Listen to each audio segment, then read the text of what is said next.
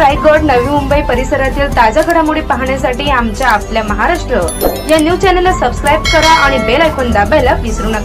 पुण्यनगरीतील मानाचा 4था महागणपती श्री तुळशीबाग सार्वजनिक गणपती उत्सव मंडळ ट्रस्टने गणेश जयंती उत्सवानिमित्ताने विविध धार्मिक कार्यक्रमांचे आयोजन। पुण्यनगरीतील मानाचा 4था महागणपती श्री तुळशीबाग सार्वजनिक गणपती उत्सव मंडळ ट्रस्टने गणेश जयंती उत्सवानिमित्ताने विविध धार्मिक कार्यक्रमांचे आयोजन केले होते।